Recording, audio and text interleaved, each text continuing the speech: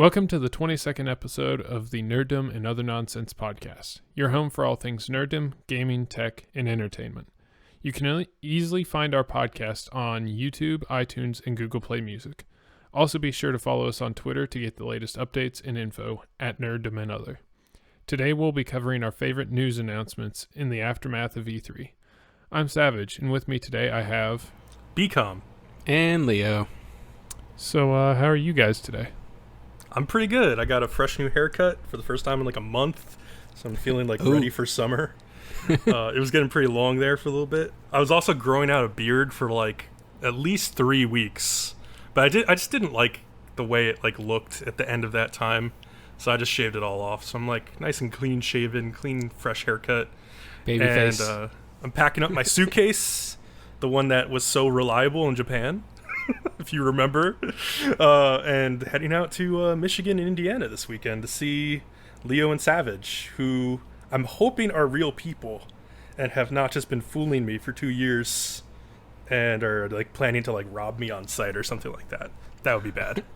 That is one heck of an elaborate 2 years, dude. I'm just surprised it took you this long to figure out my master plan. I mean, there have been some indications over time that it could go this way. Oh, can you please give me an example? I thought we were pretty flawless about it. Well, I knew that Leo was a really bad person when he would never play a hunter in Destiny. Like, I knew that from day one. So you just can't trust Leo. Okay, well, but what about me? I play hunters. That's a good point. Yeah, you're a stranger case. I mean, like, the first indication clearly was that you used to be a Red Sox fan, but then you kind of stopped being a Red Sox fan, so, like, I don't know what to think about you now. Yeah. Like, you might be a good person now you've been, like, redeemed. I wouldn't call it redeemed. I'd just say I switched to the better league, meaning the National League instead of the American League. I kind of like the National League a lot, even though I've been a diehard Yankees fan all my life. I kind of wish that pitchers could bat in the American League. I would love that. That's part of it for me, is it's just a more pure form of the game. Yeah, I think so. Oh, great. Since we have established baseball is only the second worst sport to watch next to soccer, I have reconciled this and made a hunter in Destiny, and I still have my spark, so I made it level 40, and within 2 days I already had it level 400 because I had a bunch of leftover stuff from my warlock. You just fed everything to the hunter. Titan, yeah. All I had to do was just play it long enough to get a legendary for each of my armor spots, and voila, level 40. I even got the two most important exotics, the Nighthawk helmet, so that when it's solar burn, you, me, and Kyle can just run our hunters and just golden gun the boss for fun. It's really fun. Yeah. And then the bone boots that give me an extra jump, which I guess everybody uses. It sounds fun. I have Bones of AO, yeah. I almost want to say this is the first time, but I did make one, and I swear I played to level 3, like year 1, and then just deleted it. But it was primarily because during year 1, you were better off running 2 of the same class, because when you got into raiding, it was basically the only way you could get a step ahead of everybody by getting better armor quicker. Yeah. So that was why. No, yeah, that used to make a lot more sense. And I'm enjoying him. I think he's really great. He definitely, that warlock jump is so bad. I mean, he definitely outshines that. But unlike the Titan, I find myself when I jump and I do my second jump, I'll overshoot stuff. Unlike the Titan, you can kill your jump by hitting jump again and just drop down. Yeah. Nope, I just overshoot stuff. I gotta get used to it. Yeah, it takes a little bit more maneuvering midair, but like once you get used to it, it's so much fun. You have so much control. But yeah, Titan jump's really good too, though. It's only warlock jump that's just like garbage. Yeah, Titan jump can go so high, and like I said, then you can just, even if you way overshoot something, you can hit it at the last minute and still drop down on the ledge and be fine. Nice and lots of control. So, Savage, you were having some weird Discord issues before this podcast started. What was that might about? be why we're recording 40 minutes late, right? Well, partially because I got a haircut. Yeah, partially, but we were only 5 minutes late. Yeah, and I was troubleshooting for 15 before that, and then another 15 after. So, so basically, I got MLB 2K12 for my PC because I've been dying to play like a simulation-style baseball game with more updated graphics and stuff rather than triple play baseball, which is from like 2000. Is 2K12 like the last PC 2K game they made? Yeah, I played 2K13 a lot on 360, but they didn't make it PC compatible for whatever reason. Yeah. And I it's not that I don't have the money, it's that I don't think I'll be able to convince my wife to let me buy a PS4 just to play MLB, the show. Mm-hmm. So, in order to play MLB 2K12, because it's, 5 years old at this point, you have to, because of 2K's stupid always checking online thing where it has the MLB Today and stuff like that in the living rosters feature of it, you have to convince your computer you're in 2012. Otherwise, it will freeze the game.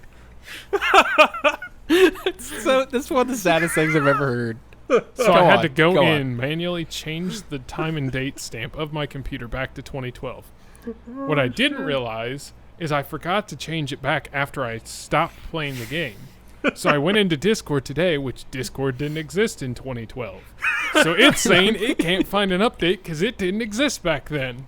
Oh my god. So I spent half an hour going, it's the time and date on my computer. It has nothing to do with my internet or the app itself. I uninstalled, reinstalled like 3 or 4 times.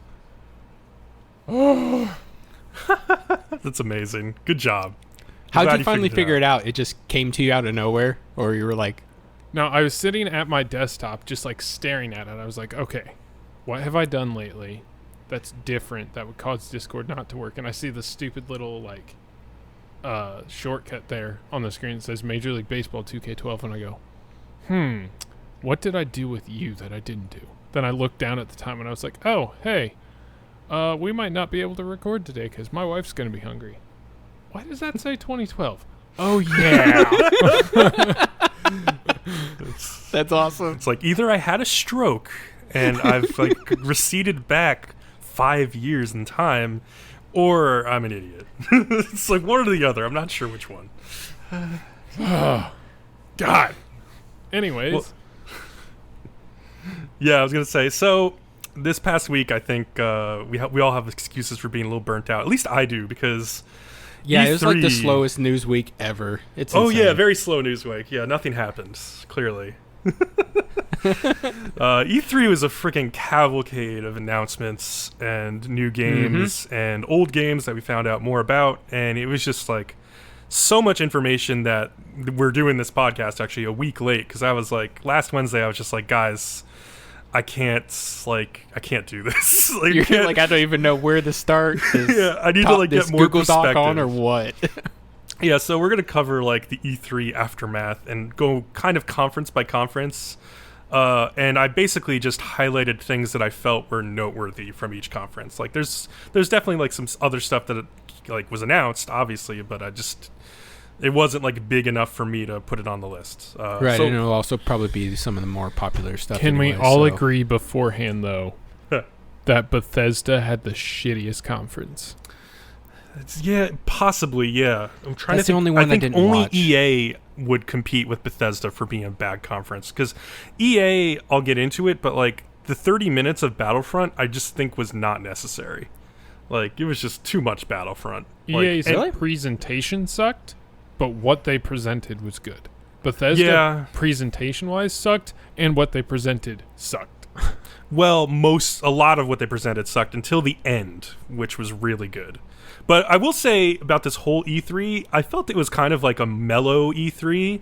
There weren't that many like humongous game announcements. There were like a couple big ones. There were only a couple surprises, really. I think most things were people knew what they were looking forward to. There was really only one thing that surprised me, but I'll get to that at the end. All right, so let's jump into EA, and I want to start off with like the game that stood out the most to me.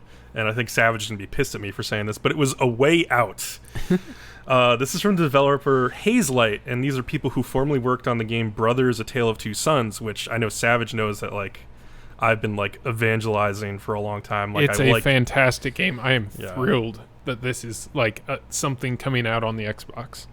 Yeah, so happy. Yeah, it's exciting. So basically, they took what they learned with Brothers: A Tale of Two Sons, and they're making another co-op game, and it's also a co-op only game. Like, you have to play this with another person, either online or locally on your couch. And it seems to be a game about two guys who are in prison, and then they escape prison together, and then they continue the story outside of prison, and like they have this relationship that goes on throughout the game, and they have their own motivations for getting out of prison and what they want to do once they get out. But it's really interesting the way it's presented, because like the whole game is split screen, and it's kind of used in a cinematic way sometimes, because sometimes it's like half and half vertically, and then other times it's like 1/3 of the screen is like your characters, and like the other 2/3 of the screen are like a big scene going on for the other character.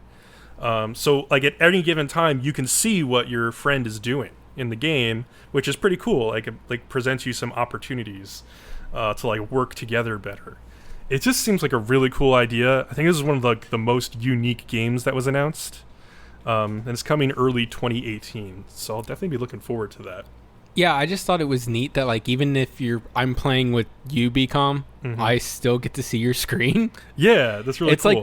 It's like bringing back some of the good old days where you and a buddy would sit there, and watch each other's screen and stuff like that. So yeah. I thought that was super cool. I'm really glad it's online too, not just couch co-op. I got really scared there for a second when they were announcing it, and I was like, wait, come on, that has to be online, right? And they confirmed, yeah, you can definitely play online. So that's good. Yep. It's like Brothers: A Tale of Two Sons, except now you need a second person and you can't just two thumbstick a controller. Yeah, and instead of having like an emotional connection with like the mechanics of the game and like your brother in the game, it's like you have to have this like emotional journey with like the person you play the game with, which is kind of cool. That's kind of rare in games these days, so I like that they're sort of forcing people to do that. It's pretty cool. All right, I'll take the next one. Take the next one. Us being big Destiny fans, of course we are paying a lot of attention to Anthem. It's being developed by BioWare, the good team in BioWare who made like the good Mass Effect games. It's coming out on Xbox One, the PS4, PC. They also say it will take full advantage of the Xbox One X and the PS4 Pro's things. To describe it, it's supposed to be very open world, like sci-fi, Destiny-esque, Titanfall-esque game. This is the one part I don't like, third-person shooter. Darn it, but I'll see if I still like it. There's jetpacks, exosuit. There was the gameplay trailer where it shows them like jumping off and flying through the air, then diving through the water. That whole part was absolutely amazing. Yeah, that was incredible. Like if that's all like realistic and like really going to be resembled in like the final gameplay, that's an amazing. That looked like straight up gameplay to me. If that's the gameplay, wow. Yeah, that looks awesome. Like exploring like the underwater parts of like the environment too. Like that's crazy. Like think about all the freaking collectibles they could hide underwater. No, I don't know. Or how about all the games where you die if you just get in the water? Yeah, that's true. Like GTA whatever before 5, like any GTA game before that, like you could just not get in the water. Maybe it was before 4. I forget which GTA game finally let you swim. Yeah, but what was interesting, EA, all they did was just show the quick trailer. They didn't show the gameplay. The gameplay didn't come until Microsoft's press conference, which was the next day. Yeah, it was the closer for their conference. So Savage, I think you really were into this game. What did you like about it? It looks essentially like Destiny, like pretty much a direct competitor to Destiny in that type of like kind of open world, kind of RPG, kind of shooter-ish. Like it's kind of a genre melding like game. Mm-hmm. But we learned it's written by the guy who wrote the first 2 Mass Effects and Knights of the Old Republic. Yeah, I mean that's a good sign for sure. So I think it will definitely have better writing than Destiny. It's clear it already has better graphics than Destiny, probably even Destiny 2, because graphically this looks insane. The only downside of this game for me is that it's third person. If it was first person, without a doubt, I would have zero doubt in my mind that it would be better than Destiny. Yeah, if it was first person, I'd be more into it. Yeah. Better than Destiny, but I already said the third person's putting me off a little bit. I don't know if it's like the closer the third person is to like the body of the person, the more I will like it. If it's like a far off shot, I'm gonna dislike it. I need to rewatch that trailer, remember exactly what was at, but yeah. So my issues with this trailer were that I feel like parts of it were just fake, like completely fake. Like, so not that that's like necessarily a knock on the game. Maybe it's more of a knock against like EA and their marketing. But like, so the first section where you're walking up through to the NPCs in that like I don't know, like the camp that you stay in basically before you go out on missions.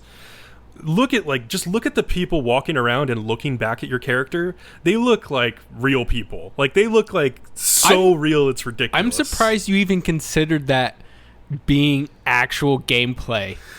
I was clearly like, this is cutscene, and it did was have an extremely smooth transition into the gameplay part, and I felt like you could see it easily. So like, it surprises me I don't even thought they were even trying to pass it as actual gameplay. Even if it is cutscene, it's like, I don't believe that BioWare is capable of this. Like, I know it's a different team, but they just did Mass Effect Andromeda, and we know what those facial animations looked like. Like, when you look at this game and look at the facial animations, it's like, wow, this is like beyond like The Last of Us. This is beyond Horizon Zero Dawn. This is beyond like anything I've seen recently in terms of like realism and mocap.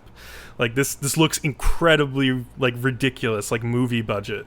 So I feel like that part of the game may get some type of downgrade before all is said and done to something more like reasonable.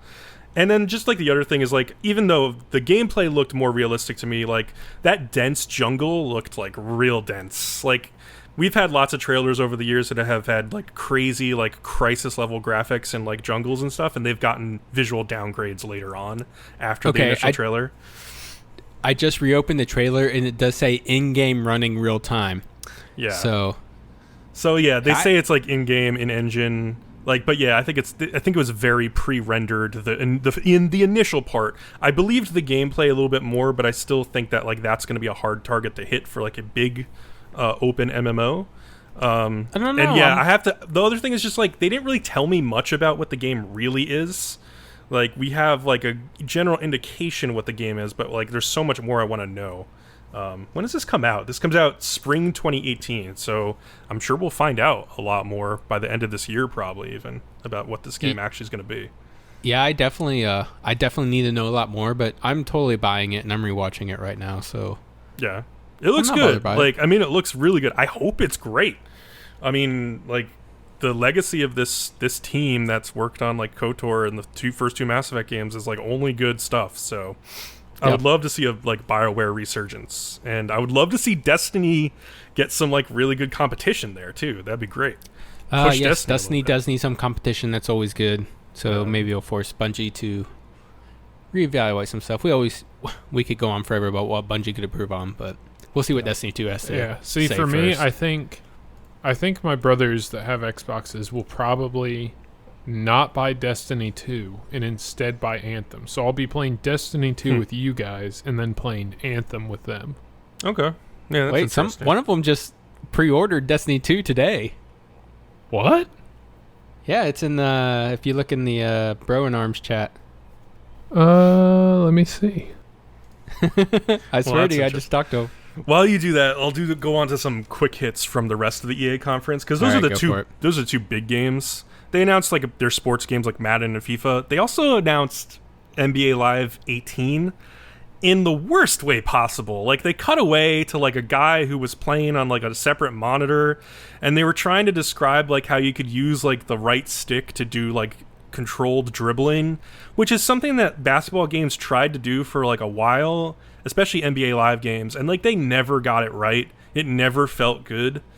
And so like, this was such a weird way to present this to me. The one thing that was interesting about it is that like, you have your NBA career. If you're playing like a My Career mode, you have like your NBA career, and then you also have like your street ball career at the same time. So you have to get like rep on the streets as well as play well in the NBA to get like the most points for your character, kind of thing. That was an interesting kind of idea, but man, they really need to do a lot to like try and take back any market share for NBA 2K, which is just like been just eating their lunch for years now. So.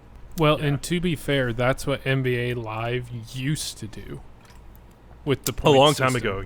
Yeah, I was actually playing NBA Live 2001 the other day. Yeah, that was a good game. I remember Well, yeah, because you could like create 4 custom teams. So me and my brothers would all just like go and pick our favorite 12 players or whatever, and then play head to head, rather than like alter the rosters and then you have to go with whatever like team. That was a pain in the butt. So you could just pick 4.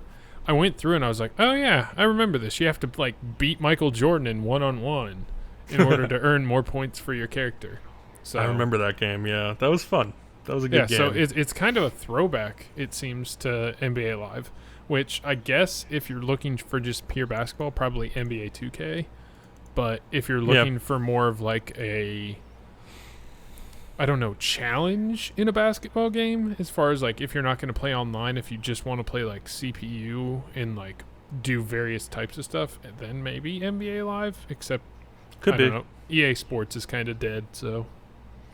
Yeah, well, Madden still does okay. Well, and FIFA, but. And FIFA, yeah. All right, so besides that, actually, I'm going to skip ahead one game. Need for Speed Payback had an interesting trailer, and like going in, we thought it would look like something like a Fast and Furious game, and it definitely looked like that. And it also definitely looked like it was staying true to the Burnout Paradise lineage that a lot of the studio who works on Need for Speed Payback, they came from Criterion when that kind of broke up. And those guys used to work on the Burnout games. And so like all of the cars like doing like slow motion takedowns and stuff, that was definitely like, oh, this looks like a Burnout game. This looks kind of fun. And like, yeah, the mission that they showed was straight out of Fast and Furious. It's like you get some like really fast cars and you go after a truck to try and steal like the cargo. And the cargo is a ridiculously nice like car. Like, so I mean, that looks fun. That could potentially be good. But there also were a lot of racing games announced, so it's going to be up against some stiff competition. Forza 7. Yeah, and among other things. So, all right, and then the other game. So like EA is like, okay, we have 30 minutes of pure unadulterated Star Wars, and I was like, fuck yes, they're going to show like Battlefront for a couple minutes, like get us really hyped about that, and then they're going to show like all the other Star Wars games they're working on. Bcom, I will just tell you, it was one game. It was was one game. By one game, I mean one match the entire time. God damn it. I was so pissed off because like like this part of Battlefront that they showed is basically Battlefront 1. They just showed multiplayer Battlefront. Like, sure, they showed it off with like prequel like characters, like so like Republic's troopers and droids, which were really funny. Their call outs are really dumb and stupid. Like I actually kind of can't wait to play as a fucking stupid ass droid and just piss people off. But like yeah, I mean they just showed multiplayer for 30 minutes and they didn't even talk about like the campaign or a galactic conquest mode. These are the things that people actually wanted. Like, what's his name, the like CEO or whatever of EA came out and he's like, we got some feedback, some of it constructive. It's like, yeah, everybody hated your fucking game. That's the feedback you got. And they hated it because it didn't have the campaign or galactic conquest modes and stuff like that. And then you come out and you don't talk about those. It's just made no sense to me. And like I was upset not to see any new trailer from EA Visceral's Star Wars game or EA's Respawn Star Wars game. There's like 2 big Star Wars games in the making. So who knows how many years those are off now. Hopefully they'll get announced next E3 at least. But man, it's just like the EA's got the Star Wars license and they're not doing anything with it. It's just kind of annoying. Yeah, and it's a huge market. I mean, they could definitely rake in. There's people like you who are probably just going to buy Star Wars games because they have the Star Wars in the title. So, you know, at least they should make some really cool stuff and promote it a little bit more. But what I took from it was I was like, oh, this looks fun.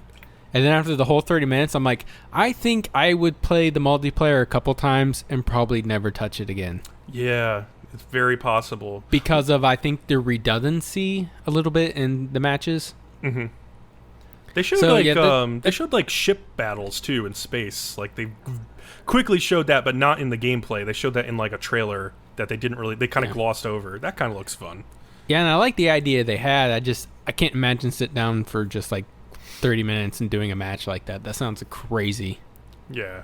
Yeah, I totally agree. I didn't buy the first game, so I may buy this game just because like I want to get that experience. Didn't play those. And it looks like a fuller experience than the last one. Anyway, so that was basically EA. Not much more to say about them. So let's move on to Microsoft. So this was the first of the big important conferences from this E3, mostly because of Project Scorpio, which is called the Xbox One X. And if you abbreviate it, it says Xbox. Xbox One X. Yeah, I think they got tired of people calling it the X-Bone, and they were like, fuck that. We're going to just make the abbreviation Xbox. So it launches November 7th, and it will cost $499. And it's still not up for pre-orders as of this recording. Oh, really? Yeah. Yeah, they have the sites up. They're just, you can't just pre-order yet.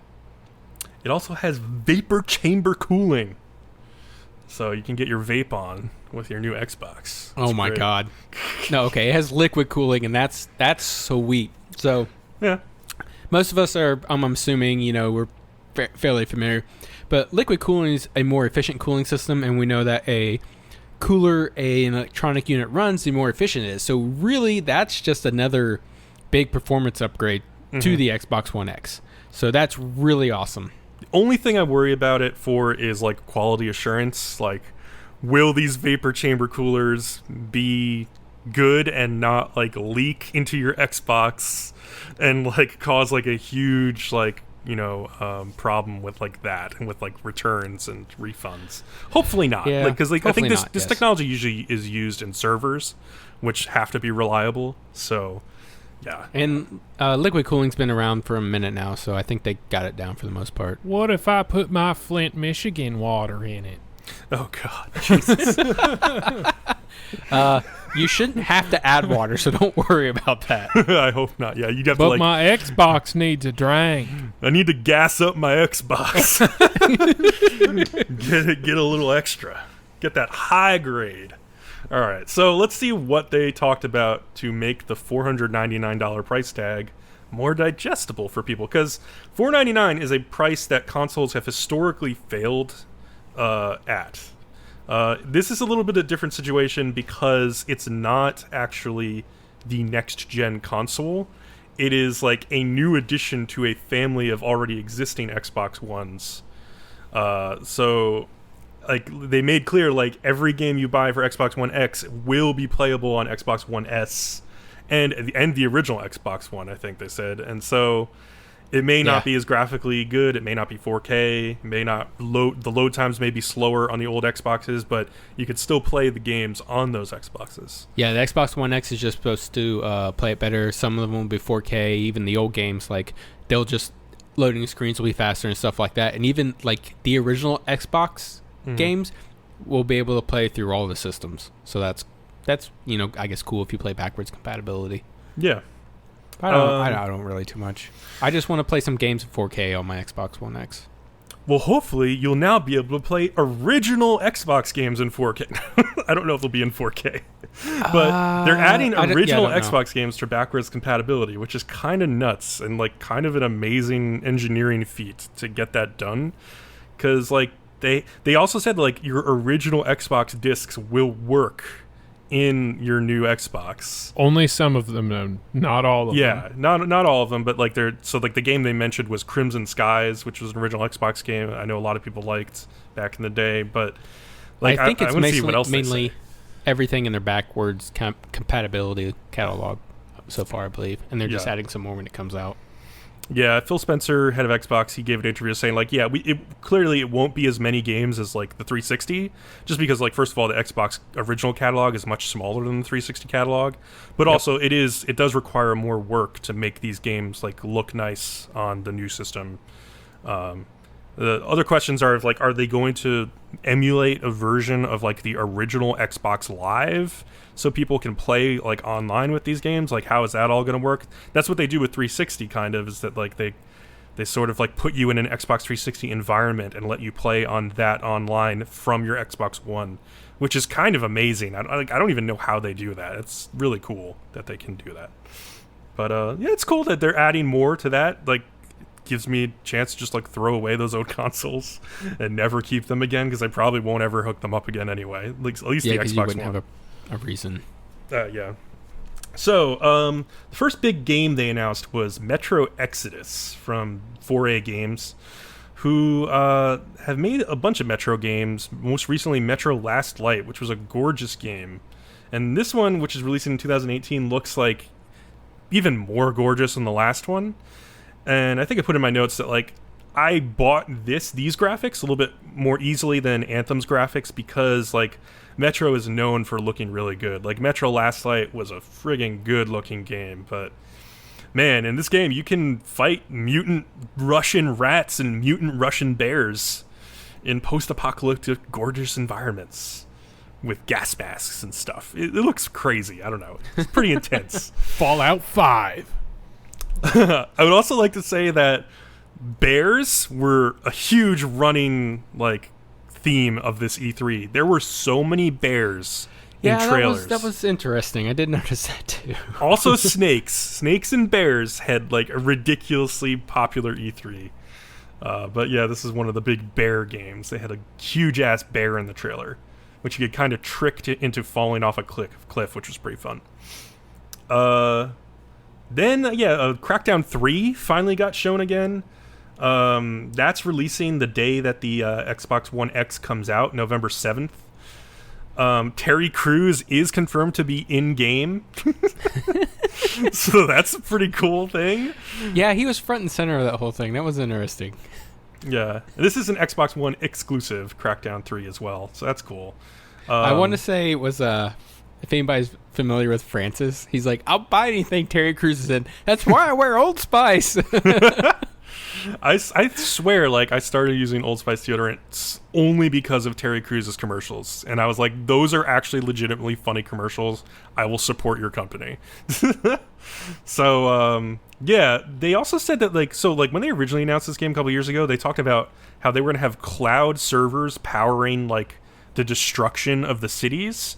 So they've walked that back a little bit, and basically they've said that people complained a lot about not being able to play the game offline. So what they're doing now is they're making it so the multiplayer modes, which obviously have to be online anyway, are the ones that will take advantage of the cloud servers to have, like, a widespread citywide destruction, whereas the single player campaign is going to have less destruction physics, so it can be played offline, which is a little, I don't know, maybe that's a little disappointing. I don't know. I think it's fine. I think people kind of need to get over the playing offline stuff for certain games. It's like, guys, it's like 2017. Play online. Well, they did what they did to make it as good as possible, and obviously they can't make it as destructive without the cloud servers. So. Yeah. Makes sense. I think the Xbox One X will make up for a little bit of that performance loss as well, just be having a little bit more horsepower to use. So, yeah, I would think so. Maybe it's because I'm not invested in the franchise, but are either of you going to buy this game? I highly doubt it. My interaction with Crackdown was, like, in college. The dorm room of guys next to me got really into it, and so I would watch them play sometimes. But that was about it. And I was like, this game looks kind of dumb. But that was, like, the extent of it. That was kind of my reaction at E3. Yeah. This looks like it dumb. Could be fun. It looks very similar to, like, Saints Row in a lot of ways. So, they showed Sea of Thieves again. Early 2018 release date for that. Xbox One exclusive. They showed us some fun additions, like firing yourself out of, like, the cannons on your ship, either to, like, board another ship, which was really cool, or just, like, shoot yourself up onto an island and, like, join your teammates up there. They showed, like, riddles that you can get that lead to treasure on, like, islands, and it was interesting because, like, basically, so say you're, like, behind the wheel of the ship. You literally cannot see where you're going because there's sails in the way. Like, so you literally need other people to help you navigate it, like, at all times. Like, you need, like, a spotter maybe up in the crow's nest, and then there's a map of the area of, like, the world, but it's down underneath the deck. So you would need somebody down there, like, telling you, like, oh, we need to go west, northwest to, like, turn to get to our direction or to get to our destination. So that's a game that's going to rely a lot on having, like, cooperative people in it as well. It'd be fun with, like, a big group of friends, but, like, if you don't have a big group of friends, that might be kind of, like, a little bit daunting. It looks very Let's Play gimmicky. Yeah, it looks like very much like a streaming game, 100%. Like, this will be very big with streamers, at least for a while. Okay, I have a big problem with the game, and that's its graphics.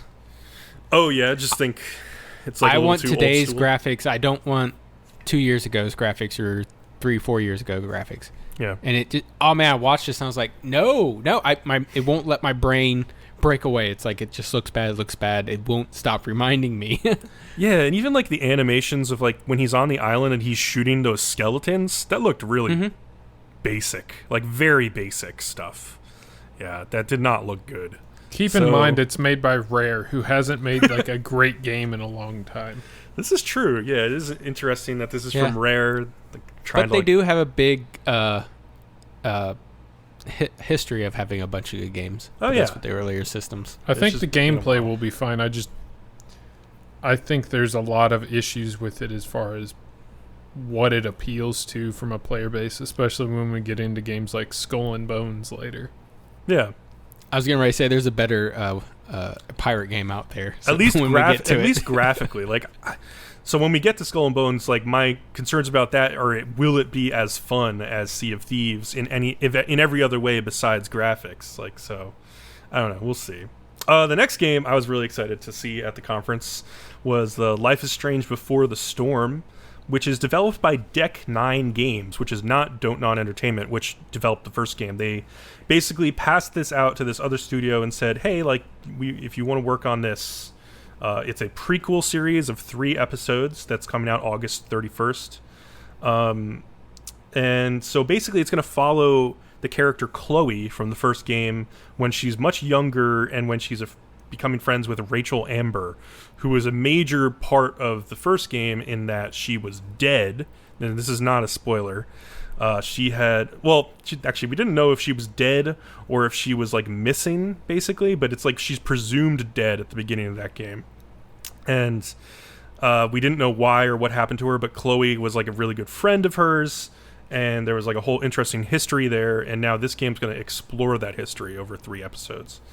One of the biggest bummers about this game is that Ashley Birch, who voiced Chloe in the original, is not able to voice her in this game because she's part of the SAG-AFTRA voice actor strike, which sucks. I mean, that's a real bummer. They found another actress, Rihanna DeVries, whose like voice sounds fairly similar to Ashley Birch. I mean, also Chloe is a younger character in this game, but like I would feel a lot better if like I'm just playing this game if Ashley Birch was inhabiting that same character. It kind of sucks that she isn't. They did hire her as a writer on this game, so she could have some influence over like how Chloe's character plays out. Like she's said in the past that she feels like a close connection with this character, which I mean actors say that all the time, but like I think I kind of believe her when she says it about this character.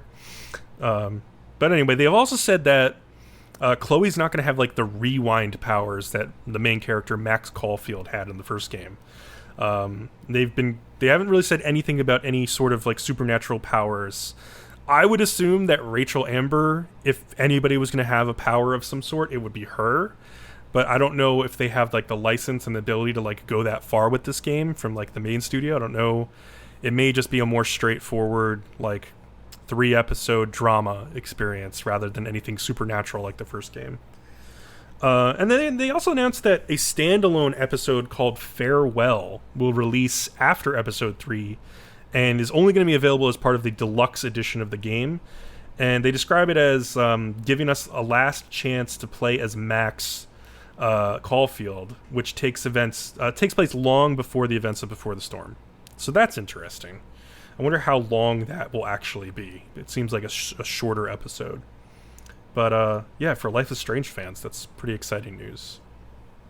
Yeah, another big game at the conference, which we predicted would be there, was Ori and the Will of the Wisps.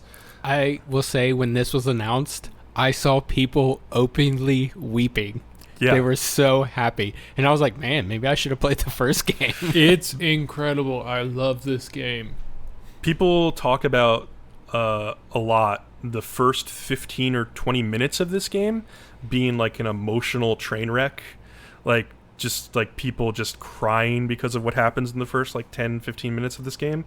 The original game, it had a very, very powerful intro and a very beautiful art style, and like even though this was like sort of like a CG-ish trailer, god damn did that look good.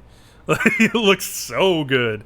Like just like all of the parallax scrolling in the backgrounds, like the different layers of backgrounds, and just freaking gorgeous art all around. Looked incredible, and it was cool how they presented it with the composer of the music coming out on stage and playing like a piano solo theme. And the theme of the music definitely draws a bit from some of the themes from the first game musically, which I felt was like a really good idea to just like hit those same notes, because like that soundtrack is amazing. I own the first game soundtrack on vinyl, like glow in the dark vinyl, which is kind of fun. And I think I'll probably own this second game soundtrack on vinyl eventually too, because god, I can't imagine it not being amazing. Yeah, I'll probably have to get good and finally finish that first game, because it's a hard game. Is it? How far did you get? I got like more than halfway, I think, but then I just I don't know, I got distracted by other games, and then also just got stuck and started dying. I was like, shit. This is not good. It's a pretty tough platformer. Yeah. I get that. The next one, Dragon Ball Fighter Z. Did you guys ever play any of the Dragon Ball fighting games? I never have even not. watched the show. So anyways, it's got an early 2018 release date. It's going to be on Xbox One, PS4, PC. It does look pretty cool for fighting games. I don't care for fighting games. I always end up feeling like I'm just button mashing or somebody's beating me by button mashing, so it drives me insane. But speaking of Dragon Ball Super, Frieza's back, and he's on Goku's side. It's weird. I'm sure you can choose like any 3 characters probably, I'm guessing. It looks like there's every single character in that game. Yeah, I'm sure they're going to add more too. And Arc System Works, they're the ones who like worked on like Guilty Gear Xrd, which was praised heavily for its like art style and stuff. And yeah, this game looked real good. And following like the week of E3 and like different channels and like media people who were there, like this game got a ton of awards on the show floor. So there's a lot of hype surrounding this coming out of E3. People are saying it looks really, really good, and it'll probably show up at like the next Evo tournament and become even bigger.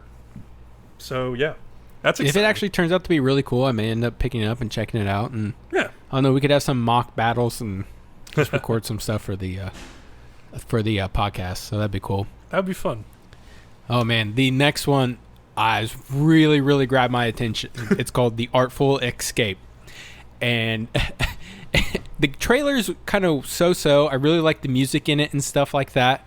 But then, like, when they're like the release date, this is their words, coming when it's damn ready. Yeah. I was like, I love you guys. I love when studios say stuff like that. Yeah. Yeah. Platform forms is Xbox One and Windows 10. So most likely, if you buy it for one, you get it for the other. Yeah. It's okay. I like your little description here that you wrote down. Become side-scrolling platformer where your main character plays an electric guitar, rock soundtrack.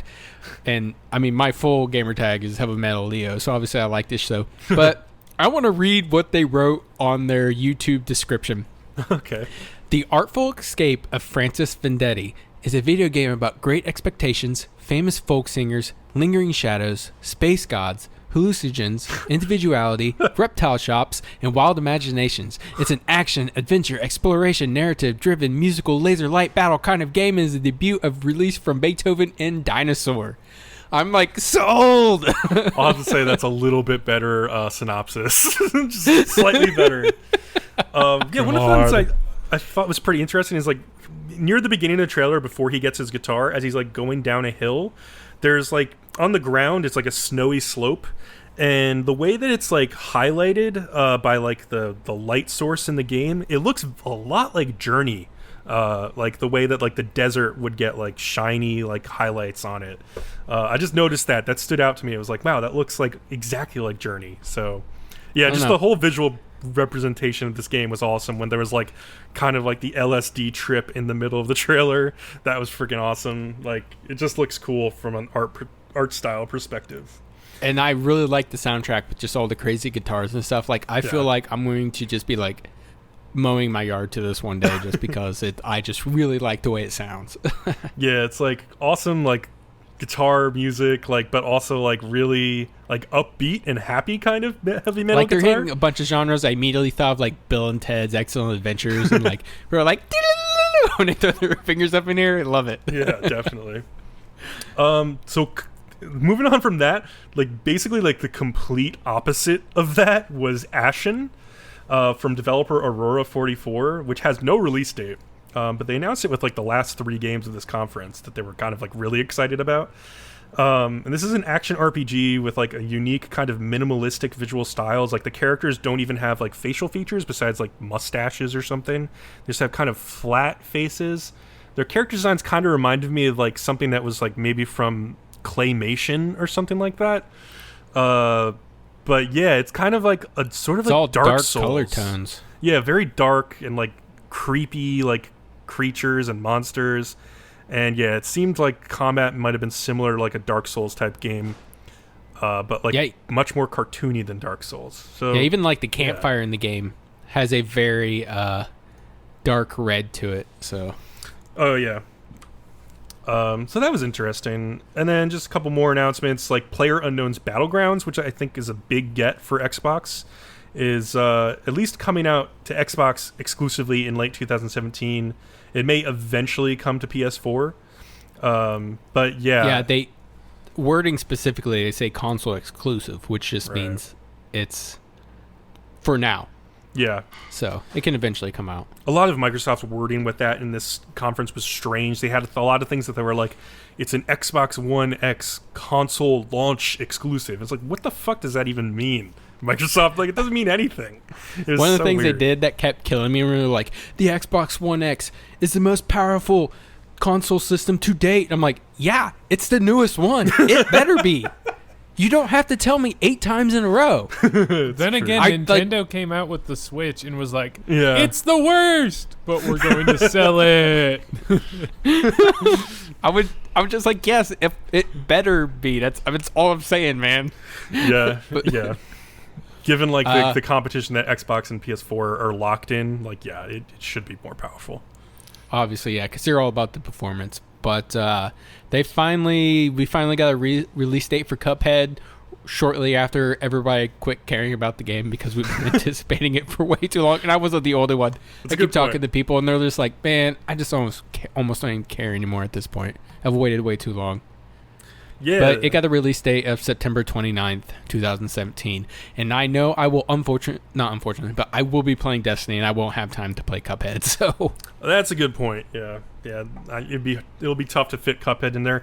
There's a lot of games so this is looking ahead, but like there's so many games coming out in like September, October this year that there's going to have to be decisions about like picking and choosing. And then maybe when Black Friday rolls around, like picking up some of the games you didn't pick up. And Cuphead might be one of those if it goes on sale around Black Friday, because goddamn, this fall is like, we thought this spring and winter were ridiculous. Like this fall is really packed. So yeah, and even the spring next year is looking like it's got a lot coming to it too. Yes, I don't see any breaks coming up anytime soon. Yeah. So then the final question I have here is, did the Microsoft press conference convince you to buy an Xbox One? Yes. Xbox One X, by the way, is what I meant. Yes. So why did it convince you? I think because I was already convinced I was getting one regardless. Mm-hmm. I want to play in 4K, and I also know that when Destiny 2 comes out, it will not be at 60 frames per second. Yeah. 50 per second, but and it will not be in 4K, but they will be working on that as soon as it comes out, so it will eventually be in 4K. And the main people I play with is on the Xbox, so yeah, I'm gonna play it on there. Yeah, so like almost one single game sold me on it, and I know there'll be other stuff, so we'll just wait and see. Yeah, that's true. I mean, it'll become a better prospect as it goes on, as all consoles do. So I'm a maybe on this, and like a lot of my thinking around this also has to do with Destiny 2. So Destiny 2 is coming out September 6th, which is like a full month before the Xbox One X actually comes out. So I'll already be playing Destiny 2 on my Xbox One S for like a month, and then the PC version comes out. Wait, what'd you say? 2 months. September. Oh god damn, you're right. 2 months. Jesus. Yeah, I'll be playing. So I'll have been playing it on Xbox One X. Sorry, One S. You'll be done with the first raid. Yeah. And then the other thing is that the PC version will come out October 24th. So if I really want to play it in 60 FPS, I can wait for that. So the whole like decision making process for me was like, what 4K game do I have to play at the end of this year? And I was like, I don't think there's anything that I should probably just keep my Xbox One S unless I can get a really nice trade-in price for it. I might just keep this and wait until the price goes down, because I think inevitably there will be a price drop. I'm not sure when that will happen. Well, there always is one, but yeah, we just never know when. Yeah.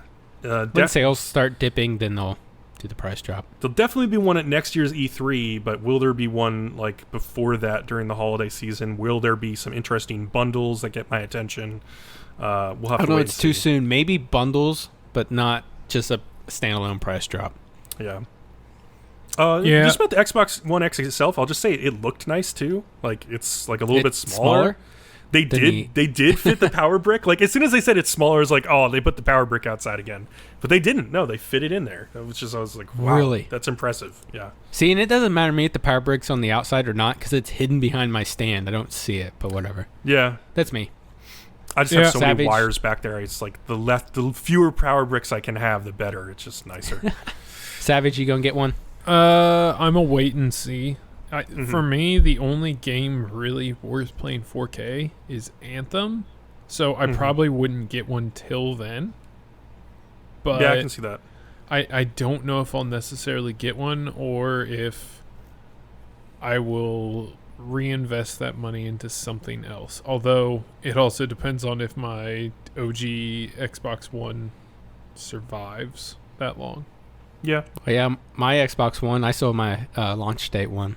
Yeah, the Xbox Ones have been really good quality assurance-wise. Like, they've been really good, for me at least. I'm surprised they've lasted this long. Like, I know plenty of people who red-ringed their 360s. I never 360s were a nightmare. Yeah. But I know lots of people I ended up did. Yeah, I ended up with 3 of them. My first one was the launch day. It red-ringed, I think, a year later. And I'm getting another one. And then I just got one of the Xbox Black Slim version. Yeah. Just because. I don't even remember why. So, anyway, we'll move on from Microsoft to Bethesda. So, yeah, Bethesda was Sunday night. It was a little bit of a weird presentation. They had this whole quirky thing with Bethesda Land, where, like, in between every announcement, they had this, like, weird, poorly animated cartoon stuff, like this cartoon village of Bethesda-related stuff that I didn't really buy into, but whatever, it was fine. So they started off with a bunch of VR stuff. They announced Doom VFR, which is kind of funny. And that release date is 2017. Platforms are the HTC Vive and PlayStation VR, as well as PC, I guess. You have to have a PC. But it's cool that it's coming for PlayStation VR. The other VR game, Fallout 4 VR, is not coming for PSVR. It's only coming to Vive. And so the Doom game is like a completely new campaign. It is not the original Doom campaign from the other year. You do not play as the Doom Marine either. You play as, like, I don't know, part of the trailer you had like robot hands. So I was like, what the hell do you play as? And for moving around, you'll use like what's typical in VR games, which is like you'll teleport yourself from place to place, because actually moving around at Doom speeds in a game is like a good way to just throw up all over your house. So, Doom is so fast paced. It'll be interesting to see how the teleportation works with that kind of gameplay. But they have basically made a brand new game here suited for VR. So I don't know. It's going to be interesting. This will definitely be one of the biggest games for VR so far. And then Fallout 4 VR, which is only coming to PC, HTC Vive, is basically unlike Doom, is the original Fallout 4 game, just completely playable in VR. And this one, you actually don't teleport. You can actually walk around freely in. So that'll be interesting. I think they probably made that decision because in Fallout 4, you move much more slowly than in Doom. So it's probably a lot more manageable, like motion sickness-wise. But that is like a huge landmark for VR, because Fallout 4, despite like all its flaws that it might have, is a huge AAA game, RPG, open world, and putting that in VR is awesome. Let's see what else. So they also announced Skyrim for Nintendo Switch. How many games of Skyrim do you own? Because I think I own 3 for some stupid reason. I still only own the one PC version, because I remember hearing like when they came out on consoles that it was like just a buggy mess for a long time.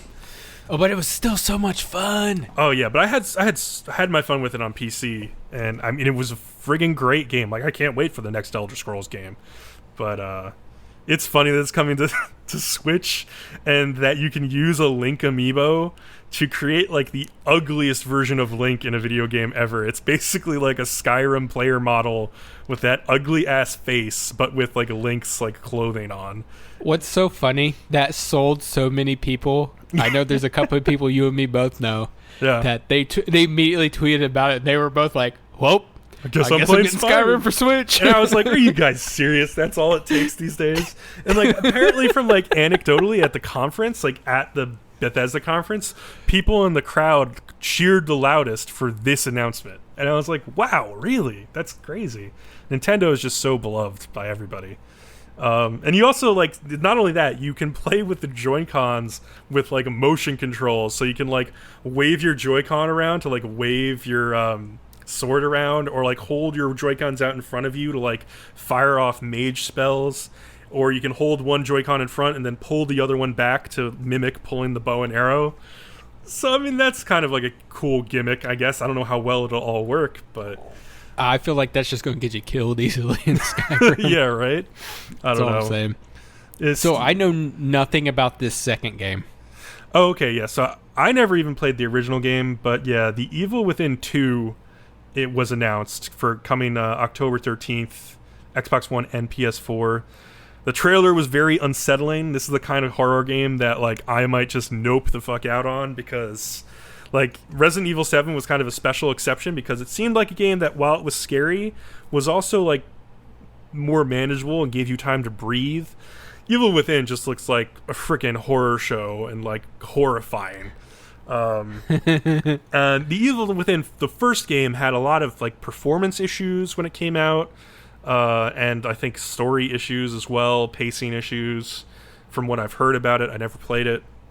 So, but there was a lot of interesting stuff there, and there's an interesting lineage with the game creator Shinji Mikami. So to have this second game, people are very excited to like hopefully like see it like capitalize on the original promise of this game. So I'm happy for people who love these horror games, but I might just be too scared for this one. I don't know. Yeah, I couldn't convince you to play Resident Evil 7 with your VR, so. But not with VR, no, fuck that. You know, the thing is, like, now I know everything that happens in Resident Evil 7 because I've played through it like twice and watched people play through it like 5 times. So I probably you would could know handle it's it coming. now. Yeah. Yeah, if you had to play through it your first time, you'd die. Yeah, I would just fuck that. So then my favorite announcement from this conference was Wolfenstein 2: The New Colossus, because it started off with like this batshit crazy Lassie like show remake in like a German style, because basically Wolfenstein is set in this alt history universe where like the Germans won World War II. And so this is like German Lassie, where it's like a German girl calling out for Liesel, the robot machine dog, to like help her. And the dog like starts like attacking people. It's just ridiculous. And then it moves through I haven't seen this yet. It's I'm amazing. It's outrageous. Yeah. And then this is like Andy Griffin. Holy, yeah, it's like basically. Andy Griffin and Lassie. And then like after the Lassie part, it moves into this whole series of like little cartoons, like a game show that's like called like Must Be German or something like that, or Better Be German. And then like in the trailer itself, there's like a part where like, so this game, unlike the previous Wolfenstein, is going to be set in the United States. So it's basically a United States that lost World War II and has come under like Nazis' propaganda machine. And so there's a lot of Americana elements there, but I think one of the developers who talked about it called it, like, they think of it as Germanicana. So it's like Americana, but with like a German tinge to it. So like you're in a diner and there's like a Nazi who comes in to get like a strawberry milkshake and like check your papers and stuff. Wow, I hadn't seen this yet. This trailer is outrageous. The trailer is nuts. And at the very end of the trailer, there's one of the characters in the game is experimenting with LSD. And he starts seeing like this little cartoon, like gecko-like character running around. Can I stop you real quick? Yeah. Is that a monkey with a cat head? Yes, it is. That I just saw. So, yeah. Okay, I was making sure I wasn't on hallucinogens there for a second. There is definitely So a monkey what? with a cat head like surgically implanted onto it. Yes. That is nightmare fuel. Yeah, this game just looks like they made they sat down there like, let's think about the choices we can make for this game, and let's like pick the craziest option for every choice. Since it's basically how they like came up with the plot for this. But yeah, that LSD trip at the end of the trailer was really funny. The guy's like talking to this little cartoon character, and that was like really reminiscent of some old like weird trippy cartoons. So I cannot wait to play that. The first game was really fun. It controls really, really well. So yeah, that was exciting. All right, let's move on to Ubisoft. So it's kind of sad that this first announcement was spoiled like many months in advance by getting leaked, because if we had started the Ubisoft conference and like Shigeru Miyamoto had just randomly shown up with like a freaking cannon on his arm and a fog machine, people would have flipped out and they would have been like, what the hell is happening? And yeah, they would have lost their minds. Yeah, I still think they did well, but Yeah. yeah, if nobody had known it was coming, it would have been insane. Yeah, it was just so much fun when like Miyamoto and like Yves Guillemot got up on stage with like the guns and like started shooting into the crowd and stuff. Like, it was pretty hilarious. But yeah, the game is Mario plus Rabbids Kingdom Battle. So this is coming out June 29th, so just like a week from now. Did you just say Mario? I did say Mario. I try to say Mario more often now instead of Mario. I grew up saying Mario, and it's weird because I'm Italian. So you would think I would know that Mario is like the right pronunciation. I was getting ready to say, are you saying it correctly and everybody's saying it wrong or what? I feel like it's a weird East Coast thing. There's a lot of East Coasters who pronounced it Mario. I don't know why, but it should be Mario, I think, though. Okay. Yeah, so yeah, it's coming out exclusively for Nintendo Switch. And basically the way I describe this is as like baby's first XCOM, in the form of like Mario and Rabbids characters teaming up. And they describe it so players control Tutorio, and Tutorio is like kind of this little thing that looks like a Roomba that is like the head of the line of like all these other characters. And so like all of the other characters in the game follow after your Roomba as you like navigate the world. And then you get into areas where you have like tactical, strategic XCOM like battles, where Mario is like doing combat roles behind cover and firing guns, which is a weird thing for Mario to be doing in a video game. But it just looks like a more accessible kind of tactics combat sim like XCOM. Which is cool. I wonder how the people behind XCOM feel about it. If they're like, oh, you stole like our gameplay, or if they're like, this might get like a whole new generation of people into this type of game and lead to a lot more sales for XCOM eventually. I don't know. I thought it looked very strategy wise. Yeah. I thought that looked really cool. That's what appealed to me, because it looked like those battles could get really complex and you have to do very specific things, use your strengths and and keep your weaknesses away from them. And I thought that looked really cool. That was my interest into it. Yeah, but not enough for me to get a Nintendo Switch. Oh, and then yeah, the music is also by Grant Kirkhope, who's known for some famous Nintendo soundtracks. So that's kind of cool. That should be fun to listen to. So yeah, moving on from that, we had the big announcement, which was also spoiled previous to the conference, of Assassin's Creed Origins, which was, so Assassin's Creed took a year off, thought about things, and then they made another Assassin's Creed game, and it's set in Egypt. This is another one of the major games that is coming out October 27th. October 27th is stacked. As we'll see later, Super Mario Odyssey is coming out that day. and I think Wolfenstein 2 is coming out that day. If I'm not, yeah. Yeah, Wolfenstein 2, October 27th. Yeah, October 27th is ridiculous. October, I think, is stacked. Yeah, the Evil Within 2 is October 13th.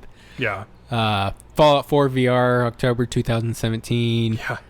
I'm just scrolling backwards. It's pretty insane. Yeah, between like the last couple weeks of October and the first couple weeks of November, it's just save your money. Like, start saving now. So, yeah.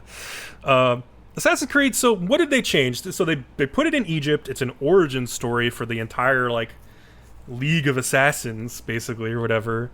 And they added a lot more RPG-type elements to the game. It looks like you can loot weapons from enemies you kill now. And you also have, like, a leveling system. So, like, he would go up to enemies in the game that were much higher level than him and be like, okay, let's not attack that guy. Let's just sneak around him and find, like, the enemy I should be going after. So that's interesting.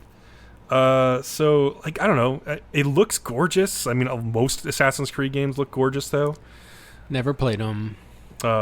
Yeah, I don't know. It looks interesting. I feel like just the setting of this one might be enough to get me to play it because I just love ancient Egypt. And I think, like, the art style and, like, some of, like, the boss encounters and stuff in this game will be really cool. Okay. Are you, like, a super fan of Assassin's Creed? I'm not a super fan, but I have played a lot of Assassin's Creed. Are you a big enough fan to dole out $800 plus some tax for the Legendary Edition? No, that's fucking crazy. So there's like, I'm looking at it and I'm like, this is crazy. I don't know what Destiny. If anybody was going to make me spend $800, it would be Destiny, and I don't know what they could do to make me spend $800 on this crazy Legendary Edition. And honestly, what I'm looking at is not worth it. Well, yeah, they have like 6 special editions, and this one Legendary Edition that's freaking $800 has like a 28-inch tall statue of the main character, which I think represents the most of the cost of this thing. Oh yeah, that's definitely where it all comes from. Yeah. But then, like, I'm looking at the rest of it, I'm like, yeah, a certificate of authenticity, pre-order missions, a Steelbook Gold Edition. I don't give a crap. Official soundbook's kind of cool. What we got? An art book? Not really. Yeah. Premium Eagle Skull Amulet. Is that in-game or not? I don't know. Map and art cards. You know, this stuff I'll never look at or use again. Yeah, exactly. Like, basically, maybe the statue. It's the statue, basically. You're paying the $800 for this 28-inch statue. But that'll help you pick up chicks when they come over to your apartment and see this, like, 28-inch statue from Assassin's Creed. So their clothes will fall right off. It's totally worth it. Like, yeah. God.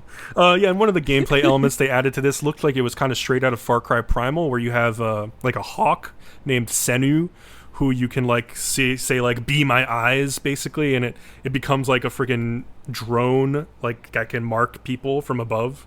So that was kind of an interesting thing that they took from, you know, one of their other games. But I don't know. Like, I'll wait to see reviews. Hopefully it's, like, not a technical mess like the last couple Assassin's Creed games have been at launch, and hopefully the story is pretty interesting and the environments are fun. Moving on from that, The Crew 2 was announced, coming out early 2018, and they added a lot to this game. Like, basically, if it has a motor, you can frickin' use it in this game. They added planes, helicopters, boats, motorcycles, dune buggies to a game that used to just have cars, I think, pretty much. Yeah, and I asked you about this one because, like, I never played the first one. Was it any good? And you were like, no. I was like, this looks really cool. Yeah, it looks really cool to me too. Like, I really want this to be good. Like, I liked the premise of the first game was like life-size. Well, it wasn't life-size, but it was like you can drive all across the United States seamlessly. And I was like, oh, that's pretty cool. I want to find my house or something. But it's like, it's a smaller version of the map, obviously. It doesn't take, like, as long as it really would to drive across the United States, but they've been working with Google Maps. It's legit. That would be so cool. I'm doing donuts around the White House. Oh, God. So, one of the cool things that they didn't really make clear during the presentation was that this came out later, is like, so say you're flying over a river, you can press a button to instantly change into a boat from your plane and just drop down into the river and then start racing as a boat. Or you can, like, bring your boat up on land and change into a car. Like, that stuff sounds amazing to me. Like, that's a cool idea that you can just, like, navigate this world, like, with all these different, like, vehicles, and you can switch between them kind of flawlessly or seamlessly.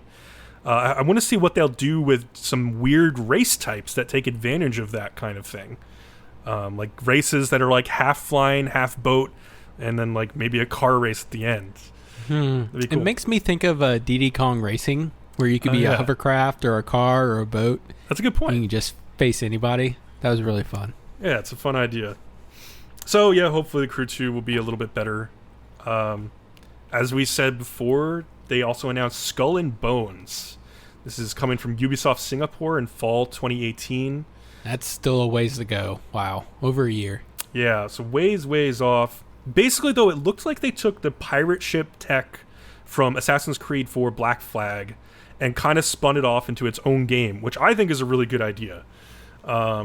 It looks like it's heavily focused on PvP battles, but they did also confirm later that there will be a single-player campaign, so that's good to know. Yeah, looked like you enjoyed this game, Leo. Oh, I looked at it, I mean, it was like, oh my god, it's a new take on World of Warships. Yes! We know we play that. I thought this was a good thing because they got a lot of things right, and then a bunch of the things they do differently, I was really excited for. Like some of the faster ships being able to ram and do damage immediately stuck out to me.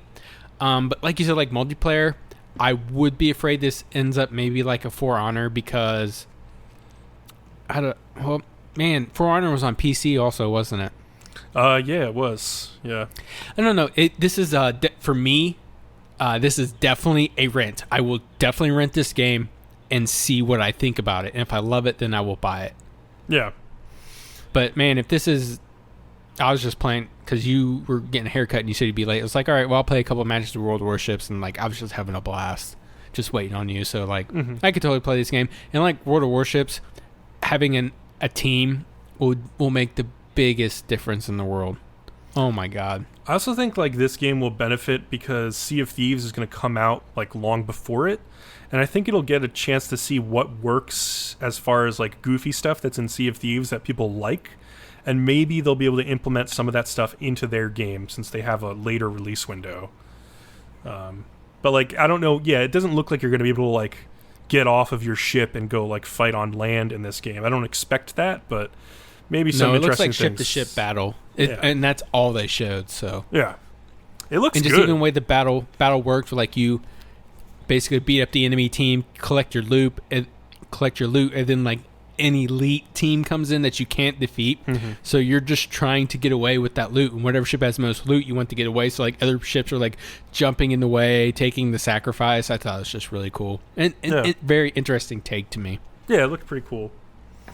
And then but the next one, Yeah. I never played the first one, and I don't know anything about it. I had heard about it, but Beyond Good and Evil 2, what even type of game is this?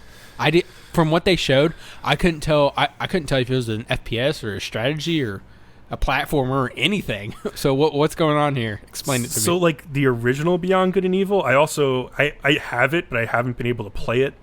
It is an old PC game that revolved around like a main character who was a woman named Jade, who was a photographer, and you would take pictures of like weird alien species and stuff to get points. And then there was also like a combat system, and you so it's like Pokemon Snap. A part of it is kind of like Pokemon Snap. Yeah, no, honestly, yes, that's kind of true. Really? I'm messing with you, and you're like, actually, kind of. It's not on rails like Pokemon Snap is, but yeah, it's kind of like that. And then your best friend was like a pig, like a talking humanized pig named Paige. And this was but it was very lighthearted game. So that was kind of weird about this trailer when there was like all those like F-bombs and stuff like getting dropped. But at the same time, like the monkey character was like so joyous about it and like super British. Yeah. Oh god, yeah. The CGI trailer looked incredible. Like that you could feel the back hair on that pig. And yeah, it just was a weird like French cartoon comic book type thing, that trailer to me. I have no idea what it's going to be. It looked basically, people talked about going to see the tech demo of that game and saying that like it's barely a tech demo, so it's still like in really early like stages, even though they've been supposedly working on this game for a while, which leads me to believe that this game like may not come out for years, if at all. So it sucks when they do that because people lose interest. Like I said earlier, Cuphead. Yeah, which is like, we've been waiting for it so long and so long and so long. So when they finally announced it, most people I talked to were just like, meh. Yeah, and one of the weird things that's looming over Ubisoft is they're in the process of like being hostily taken over by Vivendi, which they hope to Vivendi is hoping to finish them off by the end of this year. And then so what does Ubisoft become once Vivendi takes corporate control of them? Vivendi? Vivendi is just like some evil corporation, basically. Oh, wow, like Umbrella Corporation? Yeah, they're just Umbrella. They're Umbrella Corp. Oh, God. No, but I feel like they'll buy up Ubisoft and then just strip it down to what's actually profitable and kill off all the creativity. So it'll just be like Assassin's Creed games and, I don't know, The Crew, and then none of these other games. I have a feeling that Beyond Good and Evil 2 might be something that just gets cut. If canceled eventually. Yeah. Man, that'd be crazy after this insane trailer they just dropped. Yeah, because it was a really cool looking trailer. It kind of looked like a game where you go between planets with your ship, and then you go... And it's a prequel too, right? I don't know if it's a prequel or if it's a sequel. I don't really know where it's set. I'm not sure. All I know is it's a much darker tone than the original game. I think vaguely I remember somebody saying it was a prequel. So I think you're right.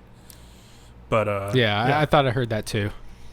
So yeah, I don't know. We'll see if that ever comes out. It was a cool looking trailer. Probably my favorite trailer of this conference, just because it was so crazy. But yeah. Then there's some quick hits. Starlink Battle for Atlas was a Toys to Life game that got announced. It's basically like No Man's Sky, but like a Toys to Life game where you have to buy your own plastic ship and you can swap out the parts on it, like Skylanders type thing. And that's coming fall 2018. That's kind of interesting. There was a trailer for a game called Transference with Elijah Wood, which I'm basically just going to describe as Frodo mindfucks you in VR. Dude, I watched this. If somebody had walked up to me and said, "What was that about?" I would have looked at them and just shrugged my shoulders because I'm like, I don't even know where to begin to tell you what this is supposed to be about. It told me nothing. Yeah, trailer told me absolutely nothing about that game. So we'll see what it becomes. And then, of course, there was Far Cry 5, which we knew about coming into this. And I would just like to quote somebody from Giant Bomb. I can't remember who it was. Maybe it was Alex Navarro, who said after they played it that it's a Far Cry-ass Far Cry game. It is just another Far Cry game, basically, is what they were saying about it. I've never played any. Have you? Yeah, I played Far Cry 3. Actually, I was trying to play Far Cry 3 Blood Dragon, which was a separate expansion for that game this week, because I've never played it and I've had it in my Steam library for years after a sale.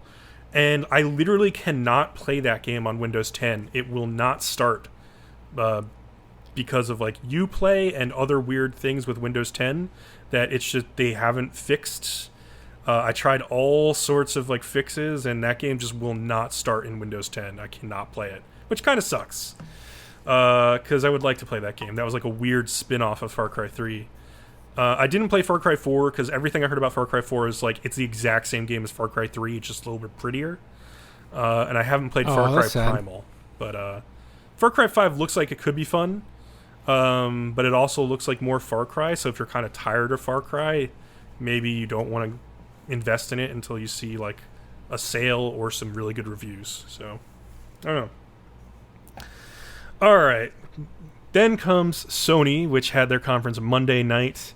And I was definitely by far the most excited going into this conference. But so I started... Because of the hype from last year. Oh, yeah, the hype from last year from both E3 and their PlayStation Experience conferences, which were both great. And we knew coming in that they were going to do, they were going to start off with, this musical intro.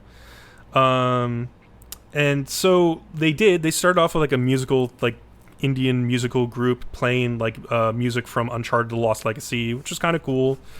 Also, so if you were watching this live on Twitch, Twitch's audio was just completely screwed up for the first 10 minutes of this conference. So I instantly had to switch over to YouTube, which was weirdly 45 seconds behind Twitch, but had perfect audio. So I don't know what was going on. Oh man, I started off on YouTube. Mm-hmm. Wasn't working at all. I talked to a guy at work the next day, and we live same town, obviously. Mm-hmm. We have Comcast. It sucks. Yeah. YouTube was buffering every 10 seconds. It was terrible. I went to Twitch. It was buffering every minute and a half or 2 minutes, which was better. Yeah. So I ended up watching it on Twitch. It was either way you watched it was a nightmare, basically. Kind of sucks. Yeah, it was kind of just it was just going crazy. But yeah, go on. So yeah, I had to like rewatch later to actually see what was like said in this trailer. But yeah, it's coming out August 22nd.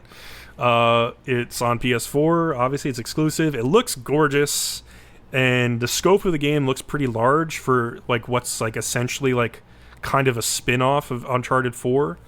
It's a $40 game. It also will come with like the full Uncharted 4 multiplayer if you buy it. So that's kind of a nice addition, like added value if you didn't already have Uncharted 4.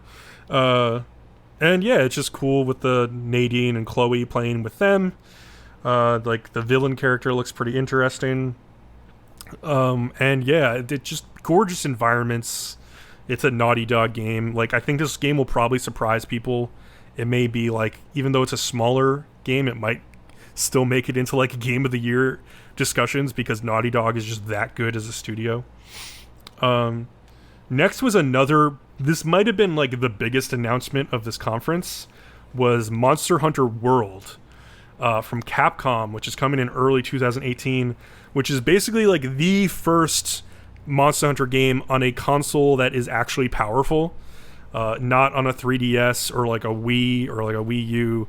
This is like a high graphics level Monster Hunter game, finally. Yeah, it's kind of a big deal, especially coming from the anime community who's really big into like Japanese games and stuff. Mm-hmm. To see this coming to a main consoles is insane. I saw so many people just getting really hyped about this. Yeah, some of the reactions to this game were pretty hilarious because like there's a really, like they said in the contents, there's like a rabid fan base for this game, like a cult following kind of. I mean, it's huge in Japan, but like around the rest of the world there's like cult fan bases of people who've been playing it on 3DS for years and like begging for ports to get made to the West from like the Japanese games. And so to get like a huge mainline one is really exciting. I know there's like a subset of the Monster Hunter community who are like kind of skeptical about certain things that this game might not include in it based on like the trailers that they've seen so far, but I think a lot of that has already been debunked and like the developers have said, no, this is a Monster Hunter game, like don't worry about it. So I don't know, I think I will definitely play this either on PC or Xbox. I'm not sure which yet, but yeah, I want to see what like the Monster Hunter hype is all about, because it's been something that's been like nagging at me for years. Like I don't want to play these games on 3DS. I want to play them on a console, but yeah, they haven't been on console until now.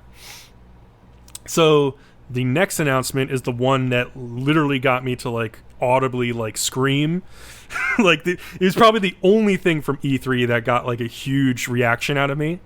Was the Shadow of the Colossus remake announcement. From Japan. I heard amazing things, and I was surprised that it was a remake.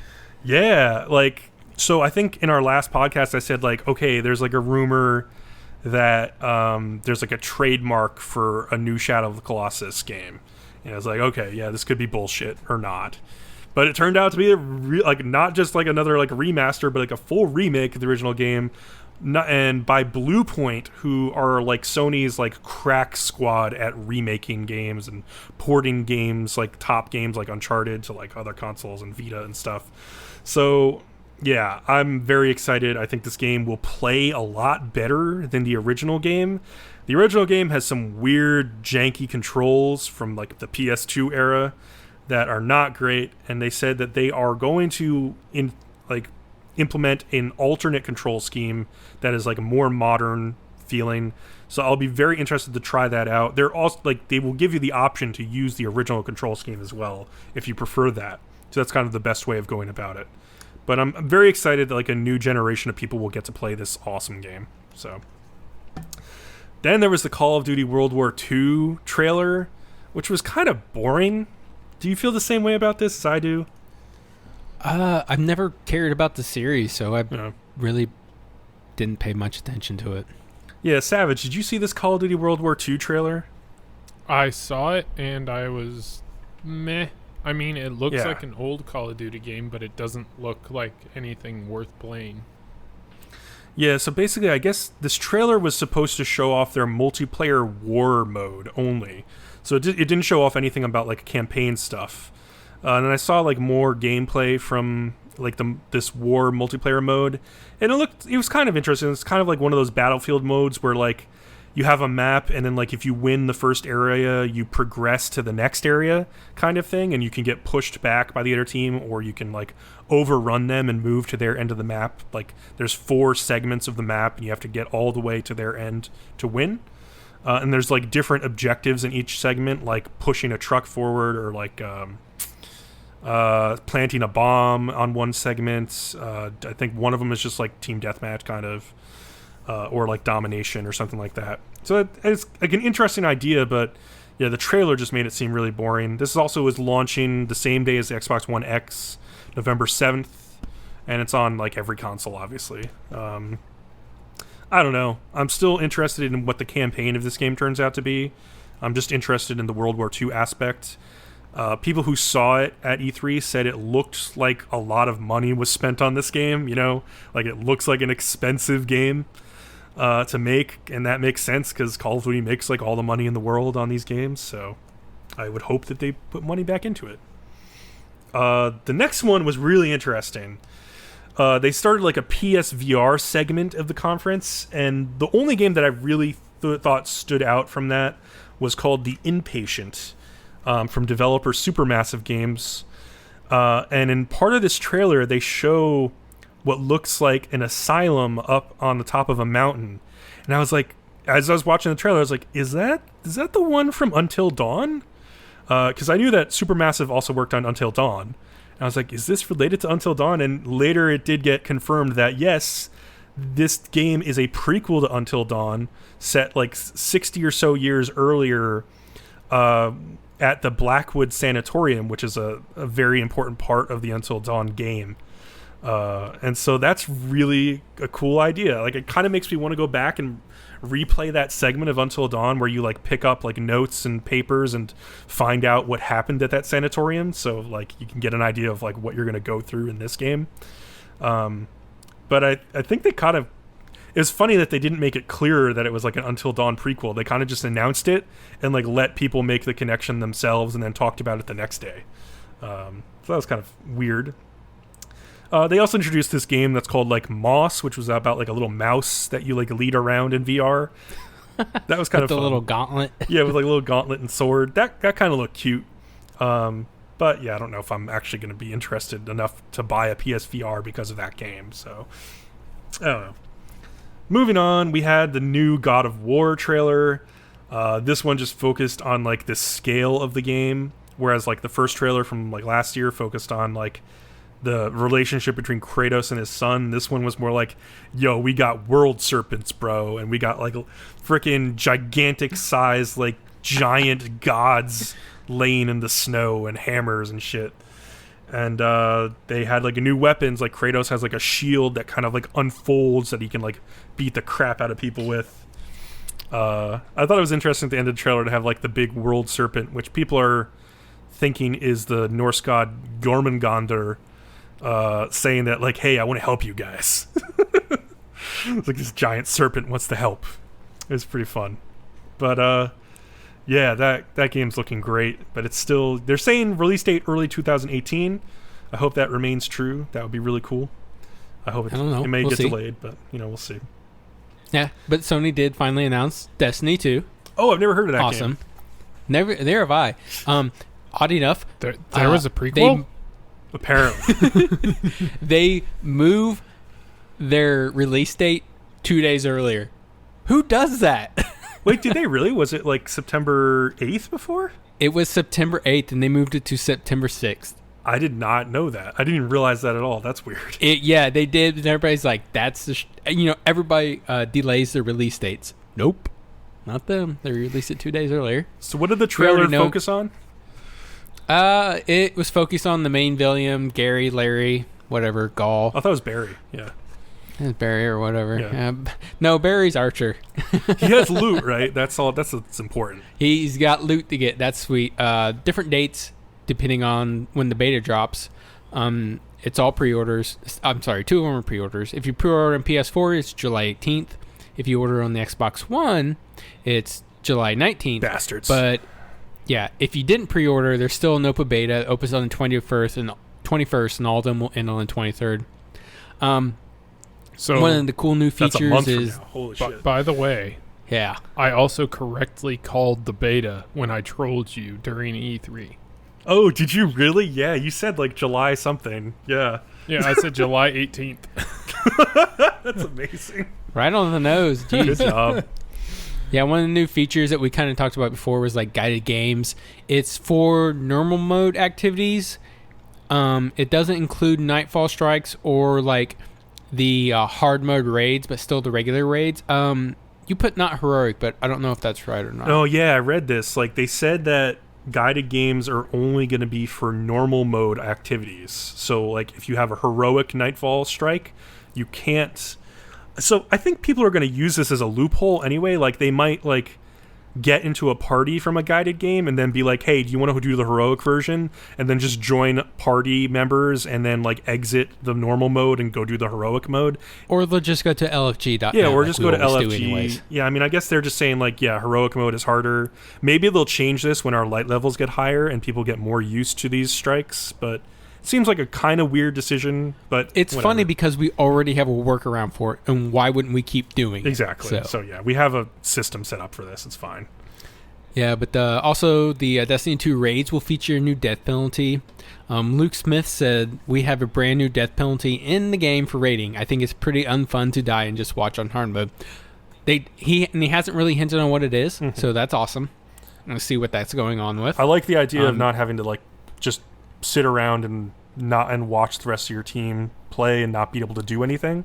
I wonder what it will be. Just because you accidentally like grenaded yourself or something stupid. Yeah, and then like and your usually entire at that point team has to just, like, wipe. Yeah, that sucks. Yeah, that just wastes Makes so like much time. Crap. So like, if there's a way to get around that and not waste so much time on like hard modes just because like one person died, that would be great. So yeah.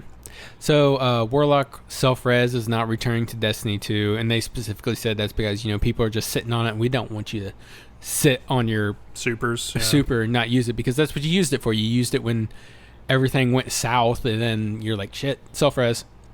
New weapon type, linear fusion rifle, which is basically an archetype for the sleeper simulant. Yeah. Which is what it is. But I also heard somebody say they got more ammo for it than they did for their sniper rifle. Yeah, that's interesting. So, yeah, that might change. We'll see, because I watched some gameplay, and it was wrecking. Yeah. So, I don't know. Yeah. And then, this was a different article, and I lost it. But Luke Smith thinks the Exo Stranger storyline from Destiny 1 is wrapped up. Does anybody have the definition for what closure is? Just happen to be up and closure I would think would be like being satisfied with the ending of something. All that did was, if anything, that was a great opening to who the Exo Stranger is and who are they talking to and what do they know about me. They've been following me already. Obviously they have answers. Yeah. But instead they gave me a gun and disappeared. It seems like, he thinks like the answers are like, hey, you're worthy now, here's your gun, and then I'm just going to disappear forever and never explain what that was about. Well, during the interview, I'm just assuming they had a gun to his head and told him to save this. Because I was just like, I went to Kyle at work and I was like, look at this and tell me what you think. And he just looked at me with like this, like a horrified, misunderstanding look on his face, like, what is he effing talking about? I'm like, I don't know, I need someone to explain this to me. I messaged you. God, I was like, am I misreading this? It just sounds insane to me what he said. And this is really weird. This is somebody who's super in touch with the community. Yeah. And for him to say this, he even at one point he's even like, yeah, they just keep bringing it up. I'm like, you think?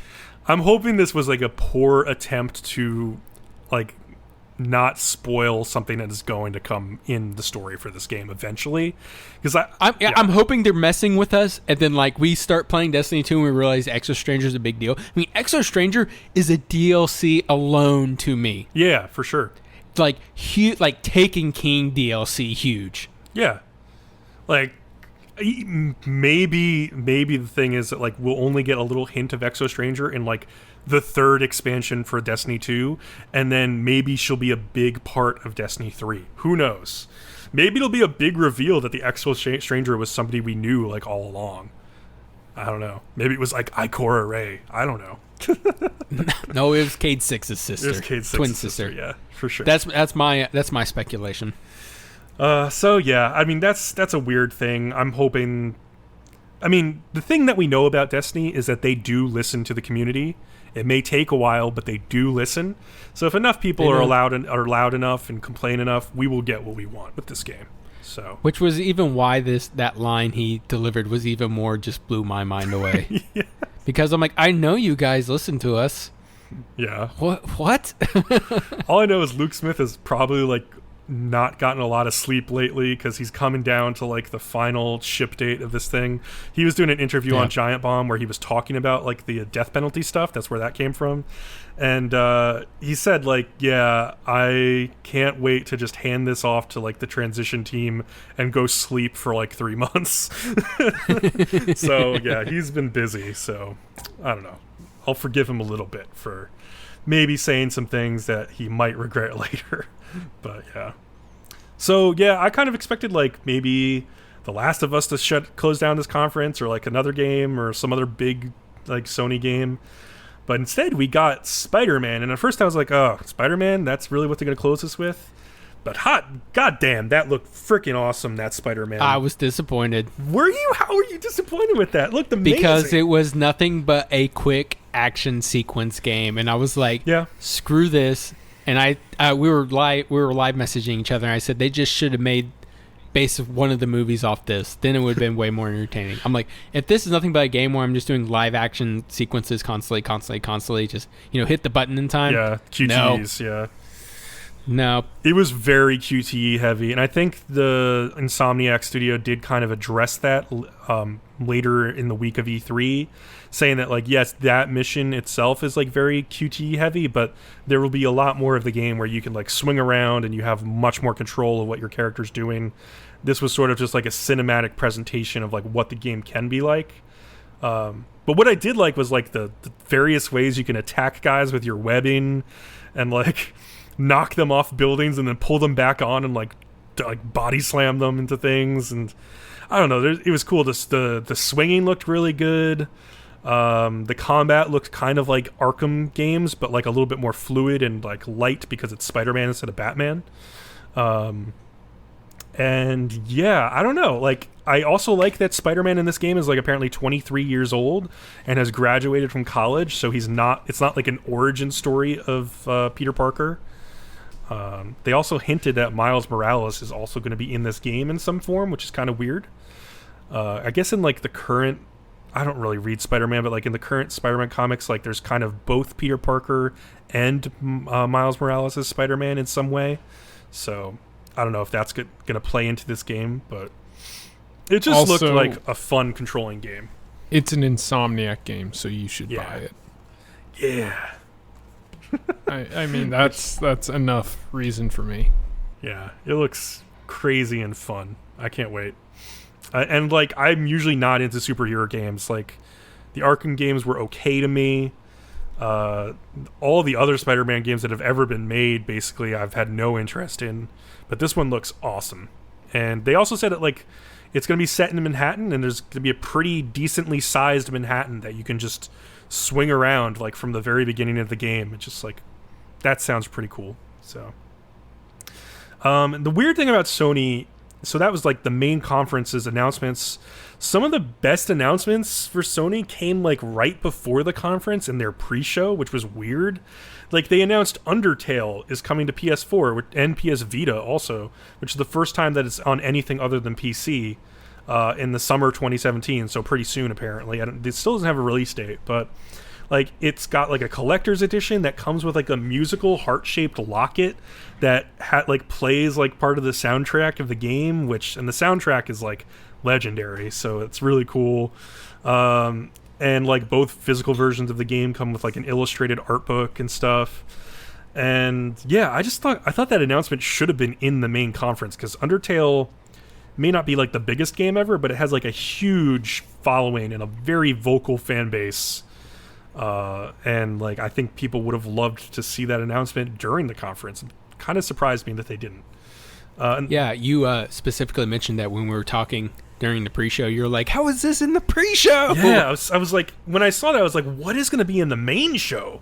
And then like the main show was good, but like I felt like Undertale could have been one of the bigger games they announced in that. So they also showed a new trailer for Ni no Kuni 2 Revenant Kingdom before the show, and I kind of understand that not being in the main show. They showed it at PSX last year already. The trailer looks gorgeous. Like, it looks like a Studio Ghibli anime come to life, kind of. And they've sort of revamped the combat and gotten rid of the familiars, which were a mechanic that a lot of people complained about being kind of grindy and annoying and time-consuming in the first game. So they've kind of just ditched that and revamped the combat entirely into something that looks a lot more fun. God, that game, I can't wait for it. That comes November 10th on PS4 and PC. I'm very excited for that.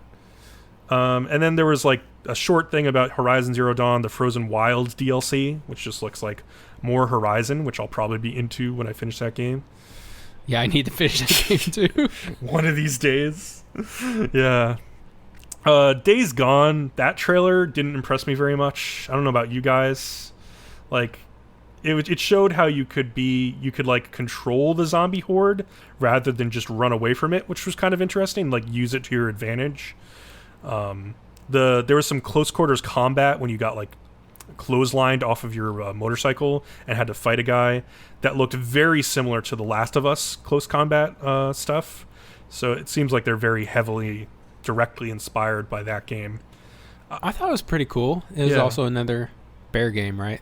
Yeah, there's another like fucking zombie bear at the end of that with like barbed wire and stuff sticking out of it. It was neat how he could like divert the zombie squads to like clear out like the bad guy encampments and stuff like that. Yeah, I think it wonders how far they're going to go with that. Is going to be if it catches my attention or not. Yeah, like I think this game will live and die by how good its story is, and so that's definitely something I would wait for reviews on rather than pre-ordering. The mechanics of it look fun, but I like it. Like, the characters need to be good and the story needs to be good. So we'll have to wait and see. Marvel vs. Capcom Infinite, like, unfortunately the entire like roster of this game was spoiled beforehand and leaked, so you didn't get that excitement out of it. But like it didn't look very good to me. Like, Chun-Li's face in particular looked terrible if you compare it to like Street Fighter V and like other games. And then like they dropped like a demo, and everything I've heard about that demo has been bad. Like, just in terms of like the gameplay and as well as like the story, which just makes no sense and it's just dumb. So I mean, like, it's a fighting game story, so like how good is it going to be? But like, people who like fighting games have even said like, yeah, this story is stupid. So I don't know. We'll see how that goes. I think Dragon Ball Fighter Z or whatever, Fighters, was the much more anticipated fighting game after E3, which is kind of surprising. But we got one more company to cover, so let's get into it. Nintendo came last but not least on Tuesday. And they showed off a bunch of things. They showed off more Xenoblade Chronicles 2, which they confirmed is actually coming holiday 2017. A lot of people expected that to be delayed. Exclusively for Switch. Sword waifu confirmed, so you can beat the shit out of your enemies with your slutty waifu. Because what's wrong with that? I think it's great. Like, hey, whatever. It's funny. It's interesting to me that like Nintendo is really embracing like scantily clad characters this generation. It seems like, and like butts and stuff, and like. I think it's more that they're bringing it to America. Yeah, that's true. I mean, PS Vita definitely does this too, and PlayStation to some extent as well. It's just it's a Japanese game influence for sure, but it was funny. It looks okay. Like, graphically, it doesn't look that great. because it's like not Horizon, obviously. I mean, it looks kind of fun, but at the same time, it looks dated already, even though it hasn't come out. For like an open world RPG, as far as those go. So, you would have to kind of be sold on the gameplay of this, I would say. And I watched some of the gameplay streams that came later, and it looked pretty interesting. I'll wait and see on reviews, though. They announced a game called Kirby, just literally called Kirby, from HAL Laboratory, coming in 2018, which looks like a 4-player co-op Kirby game. Yay! Oh, do you like Kirby games? I like Kirby games. They are usually pretty damn good. And in the trailer, there's Wispy Woods. And I kicked his ass so many freaking times, and I'm funny. There were like 1,000 apples dropping from that tree. Yeah, I couldn't tell what was going on when that happened. I was just like, okay, I'll worry about it if I ever play it. Yeah. All right. Okay, let's get into the section of the conference that is interesting. So they then went to like a dude from the Pokemon company who announced like, oh yeah, by the way, we said that Pokken DX is coming to the Switch. Also, we have one more announcement. And he's just like sitting at his desk at work, like being filmed. Like this is literally the extent of the announcement, is him like, by the way, developer Game Freak is working on a core RPG Pokemon game. It may not come for more than a year, but it's coming to Switch. So please look forward to that and be patient. It's the kind of thing. Yeah, it was odd, I could say. So weird. Like, if you don't even have anything to show from the game, like, it's not even a game yet. It's just like, oh yeah, we're thinking about this. Just to let you know. And like, I was already pissed off from that, like, non-announcement when they moved on to the next fucking thing. I know where you're going. So they show space, and I'm like, oh shit, did they actually make a Metroid game? Oh my god, they kept the secret that they made a Metroid game, and it like zooms in, it's like, oh my god, there's a number 4, holy shit, and it's like Metroid Prime 4, and I'm like, okay, I can't wait to see this trailer. What is this gonna look like on Switch? And then they just move on. They basically just showed us like an animated GIF, and they're like, we're thinking about Metroid Prime 4. We just wanted to let you know that. We're thinking about it. Yeah. Oh, man. I'm telling you, that got me excited, though. I mean, yeah, I think it got a lot of people excited because, like, the reason I think it gets people excited is because, like, the Wii U came and went without a Metroid game or any announcement of a Metroid game. Surprisingly. Yeah. So it's nice to know that Nintendo still thinks that Metroid is a franchise that matters. There's no release date, so who knows when it's coming. The other weird thing is that, like, after their Direct ended, they just also shadow dropped another Metroid game, a remake of Metroid 2 on 3DS. So we got like 2 Metroid games from this Nintendo E3, which is pretty cool. It means that they actually do listen to the fans and know that people really want a Metroid game, even though it's like maybe not the most popular IP in Japan. It's very popular over here, so I hope people get what they want with this game. Do you know how much it is going to be? Nope. Nobody knows. I would say probably 60. I'm guessing. If it's a full Metroid game, it would probably be 60 or 50 or whatever. Whatever Nintendo games usually come out at, I think it's 60. So. For 3DS? Oh, for 3DS, the Metroid 2 game, I don't know. Maybe that's a $40 game. I'm not sure. Okay. They also announced Yoshi, again continuing the trend of they just literally call the game Kirby, and now they're literally just calling the game Yoshi. So I don't know if those are like working titles or not, but it was like Yoshi in like a cardboard kind of based world. Yeah, I don't like what I'm seeing. Yeah. Oh man, it's like Baby Yoshi all over again. Baby Mario all over again, where you had carrying the Baby Mario and you could shoot the eggs. Yeah. It definitely doesn't look as cool as like Yoshi's like Woolly World looked like. Like that was really cool. Yeah, it looks kind of neat, but I'm just meh. Yeah, it looks all right. I mean, I've been meh on Yoshi games for a long time. Like, so yeah, it would take a lot for me to like be really into a Yoshi game. One of their bigger announcements for third parties was that Rocket League is coming to Switch in holiday of 2017, which is cool. I love Rocket League. I've been playing it on PS4 ever since I got it with my PlayStation Plus subscription, and since then I bought it on Xbox as well to play it with more people there. It's a super fun game. I'm glad it's coming to Switch. It's also going to have...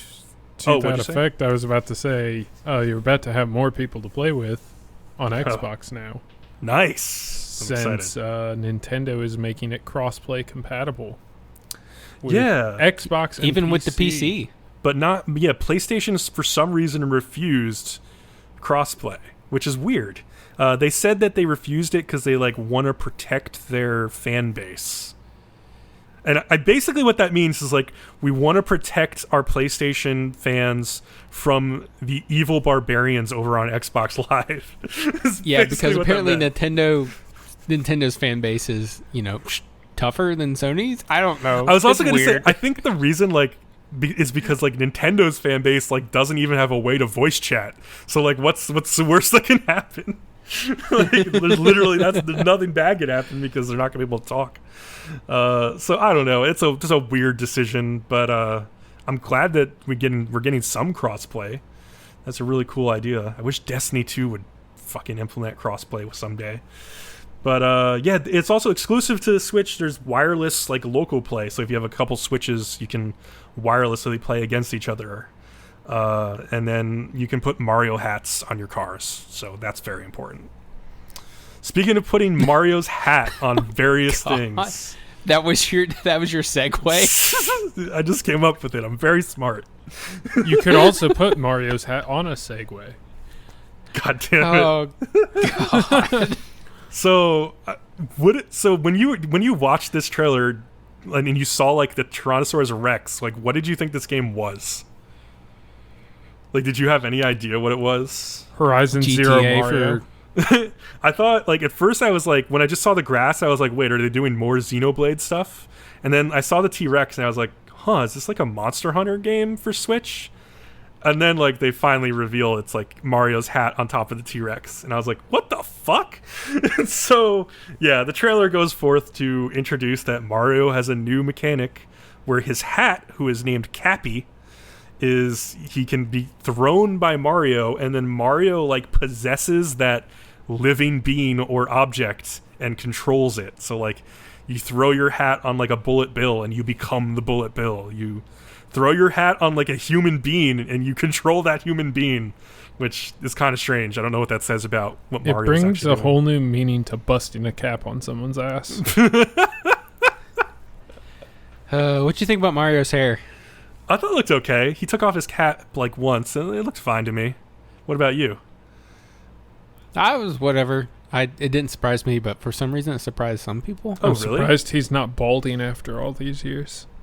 You know what surprised me? So, okay, they also showed off oh, by the way, we're going to have 3 new amiibos for this game. And it's Bowser and Mario and Peach all in wedding gear. And I was specifically pissed off at the way that they posed the figures, because Peach is standing between Mario and Bowser and has this look on her face oh no, I can't decide. And I'm just Peach, Mario's been literally trying to save your ass from this fucking Bowser for literally 25 years. What is wrong with you? Stockholm Syndrome. No.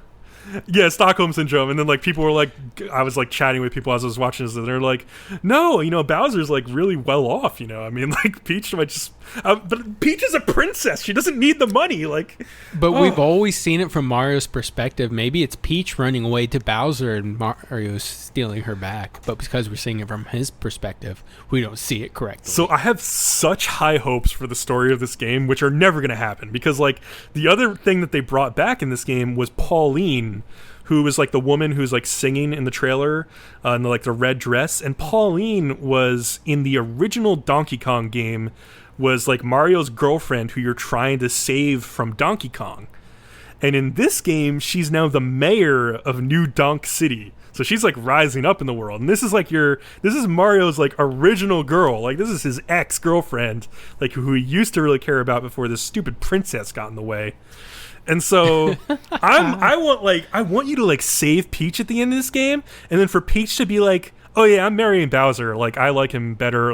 You've been a weird, creepy guy who's been possessing everyone, and I'm just not into that. And I don't know, just go home to your Oh my brother God. Luigi. And then I want Mario to go home and be like, Pauline, you know what? I made a mistake with this stupid princess. I'm moving on. Can we be together? And then I just want to see how that plays out. That would be like my dream scenario for this game. It'll probably never happen. But screw Peach. No, never. So get over her. Like, she's clearly off the deep end at this point. So, all right. So that's basically all the conferences. So I was going to ask you guys, like, what announcement, trailer, or news got you the most excited or the most hyped? I will say, and it's odd to say because for a main reason, it was one of the only things I knew nothing about, and that was probably Metroid Prime 4. Yeah. It got me hyped because I didn't know it was coming out for E3. I can't wait to see some more trailers, and hopefully I like them. And if I ever get convinced to buy a Nintendo Switch, it'll be because of Metroid Prime 4. Yeah, that makes sense to me. That and maybe Skull and Bones. That looked really good too. Yeah, it looks really cool, and it's definitely up your alley with like the World of Warships type game. So yeah, for me, like I said before, it was probably the Shadow of the Colossus remake. Like, I just have such an emotional attachment to that game.